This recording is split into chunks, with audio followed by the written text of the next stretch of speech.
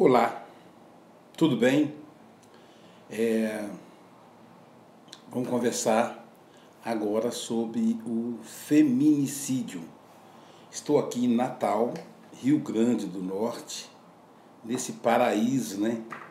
Nesse ambiente paradisíaco, maravilhoso, cobiçado por turistas de todo o Brasil e de outros países. É muito comum no avião de Brasília para cá, na conexão, muitas pessoas falando em inglês, em espanhol, em alemão, né? Significa que tem bastante turista estrangeiro aqui.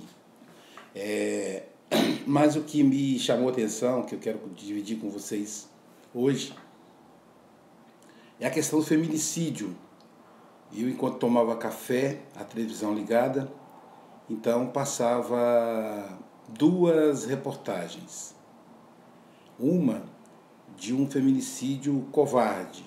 O ex-namorado, sempre ex-namorado, o ex-namorado simulou um assalto numa loja de confecções. No momento em que a atendente, a caixa, estava ali entregando todo o dinheiro da gaveta, ele deu um tiro a queima-roupa na cabeça dela. A moça ficou 5 dias internada, com a bala alojada na cabeça, e veio a falecer agora. O outro caso, no caso aí, um ex-companheiro, um ex-marido, com quem a mulher viveu 13 anos, depois de ser vítima de violência doméstica, ela se separa. E ele então invadiu a casa dela, aliás, foi visitar o filho, que tem filho, e com uma arma branca, né, um punhal, ele cortou ela, apunhalou, literalmente, e depois tentou se matar. Como ele viu como ela desmaiou, ele achou que ela estava morta, foi o que ajudou ela. Ele achou que ela estava morta, e depois tentou se matar.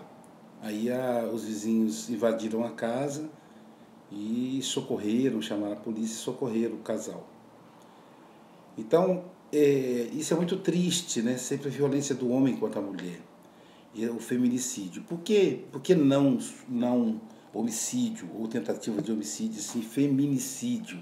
Porque é um crime tipificado diferente. Envolve o homem contra a mulher em específico, envolve sentimento de posse dos homens e por isso então são tipificados assim.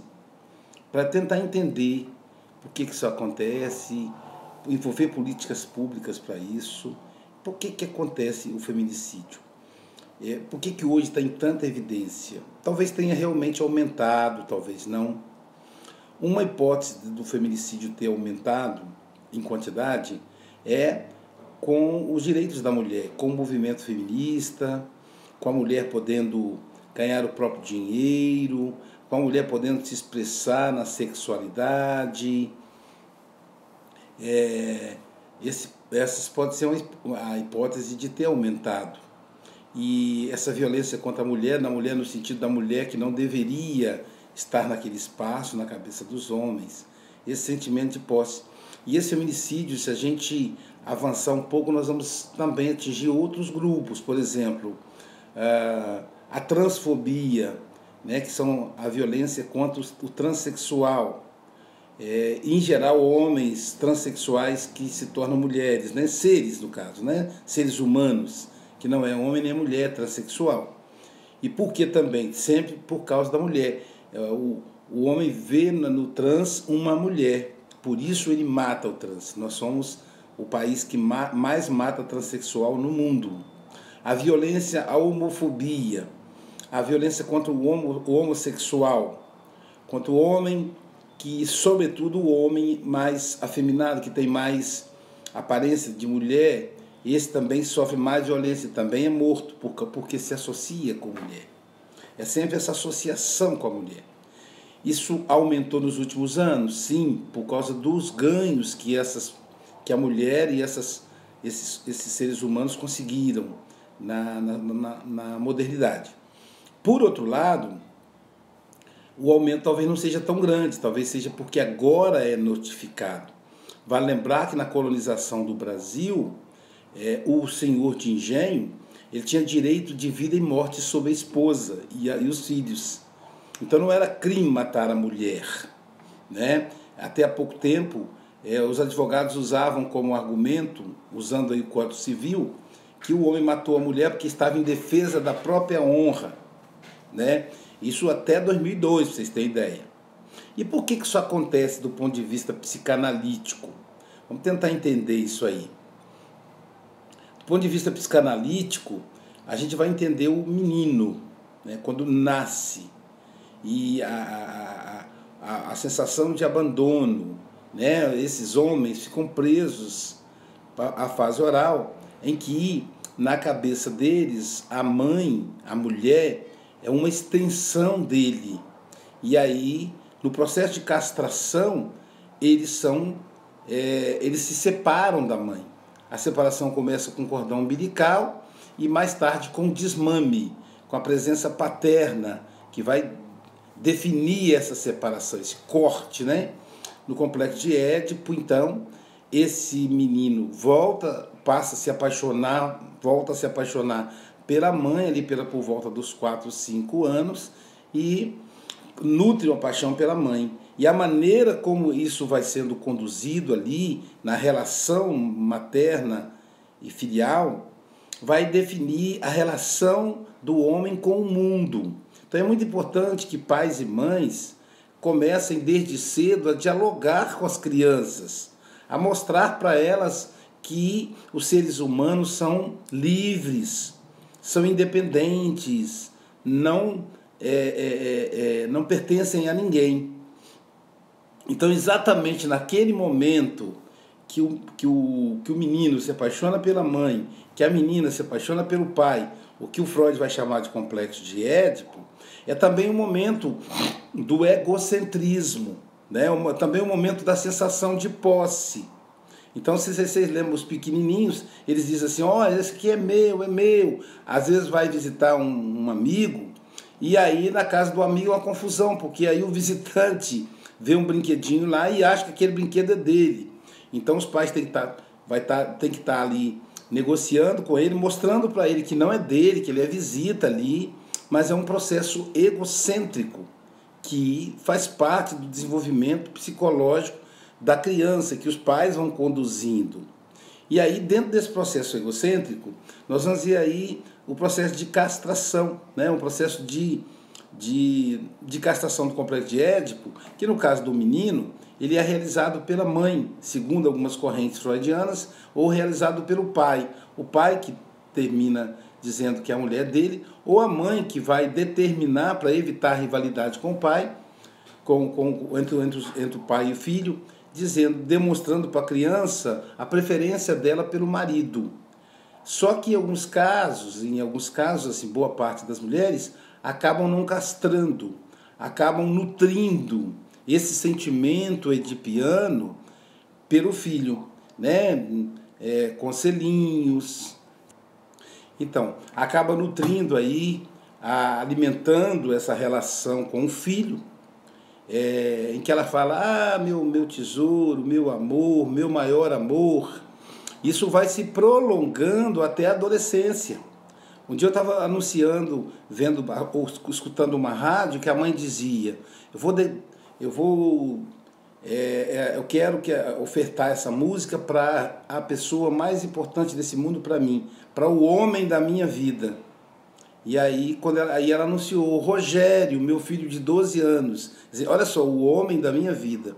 Então alimenta um processo edipiano, né? Chamado complexo de Jocasta, fazendo com que o filho tenha essa relação de posse com a mãe. E ele vai transferir essa relação de posse com a esposa, com a namorada, que quando ele encontra a namorada, quando ele elege a esposa, ele elege alguém que se pareça com a mãe, para manter essa relação. E aí aí vai construindo com ela essa relação de posse. E isso vai aparecer nos primeiros dias, meses de namoro. Então é fácil a mulher perceber quando o homem tem com ela uma relação abusiva.